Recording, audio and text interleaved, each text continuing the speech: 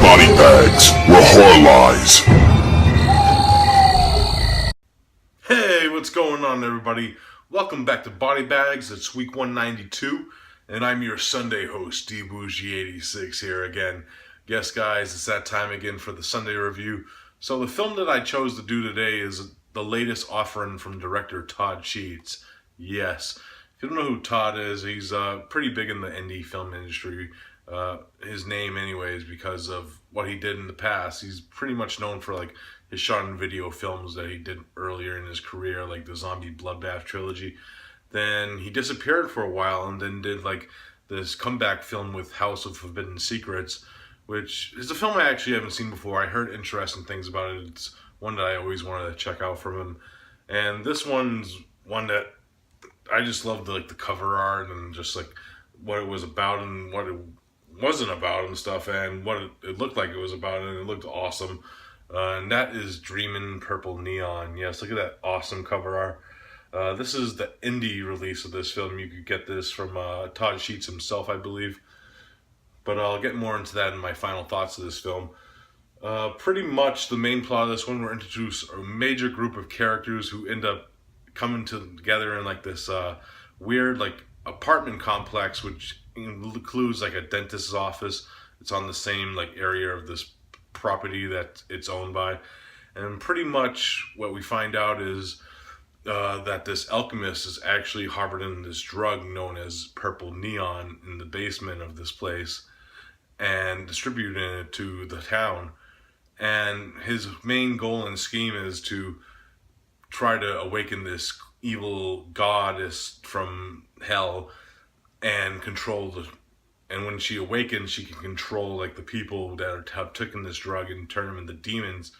But unbeknownst, there's actually a group of individuals that are trapped into this like apartment complex with different situations that bring them there. It's kind of like a very Tarantino-esque scene where a lot of people that meet up and have a standoff and stuff. And pretty much they end up teaming together, the survivors, when they start to realize what's going on and band together to try to stop this. That is pretty much the main plot of this film without going too crazy into it. Now, I didn't know what to expect from this film when I was first watching it, but I was modestly surprised when I was watching. It's a very vast like feel to this film where it starts out. It has like a lot of like cool like homages. Like I loved like the opening track shots and like the credit shots are awesome. There's a little few like Easter eggs in those that I really love, like the extreme entertainment label. You could tell that Todd loves film from certain different logos that he uses in the openings. Then we get into the film itself.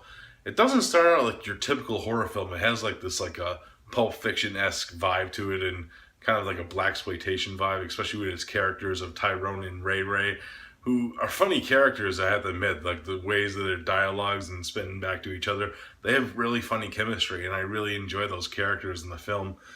Then we're introduced to like Dallas and his friends and his ordeals of his past. His past isn't really force-fed to us. We learn it as the film progresses what happened and why he left and returns to the town later on, which I really didn't enjoy. It didn't just like tell you that it's straightforward. You learn it as the film progresses type deal. And then it has like a little slow build up and then it hits you like that, because then it starts becoming like an all-out gore fest after they all end up in this same area type deal. And the gore is amazing. The effects artist and that did the work on this just did a terrific job. There's a lot of like great blood sprays and dismemberment parts and very nasty stuff, man, including like guts and intestines and stuff like that. Really awesome shit. I really did enjoy that aspect of it. The gore is phenomenal. If you're a gore hound like I am, you'll really love that stuff, and the soundtrack is amazing.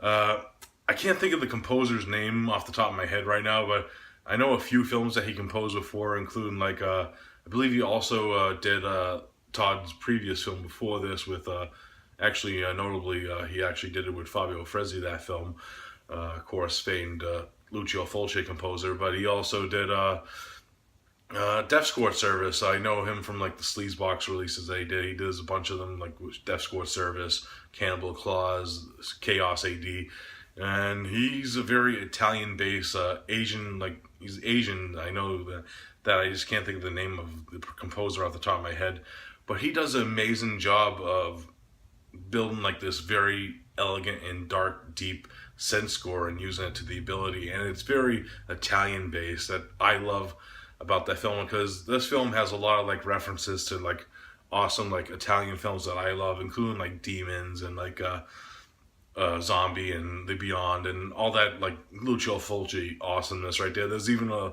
big shout out to Lucio Fulci in the middle of the film, which I really liked. It was really respectable and awesome at the same time, the way that the scene went down, and really awesome stuff. I really did enjoy that. And there's a lot of like cool things that happen in this film. Like the film has its moments where the characters talk and stuff, but the interaction, where it's kind of like Tarantino-esque in a way. There's those scenes of the characters talking to each other and the building off each other. And I do like that because it doesn't go like through like the all-out gore stuff. There's like some character stuff going on in this film too, which I did really enjoy. And then it just becomes all-out fucking awesomeness. The ending's like just fucking awesome. Just the way that it goes down and just the things that happen in the ending really fucking, I really did smile and shit when the ending really happened in this film. It was fucking awesome, man. Keep watching like the credits and stuff, because there's like a few like extra scenes and shit and Easter eggs inside the credits that I found even awesomer. Like a few cameos, I might add.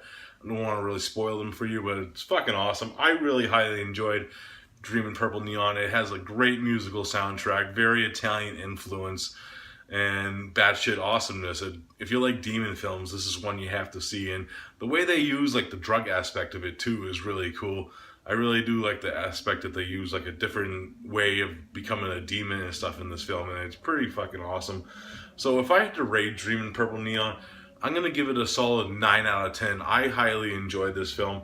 Now, this is the indie release of this film, where you could get from like, I believe you could get like just message like Dreamin' Purple Neon themselves. Like, I'll leave the link to the Facebook group below.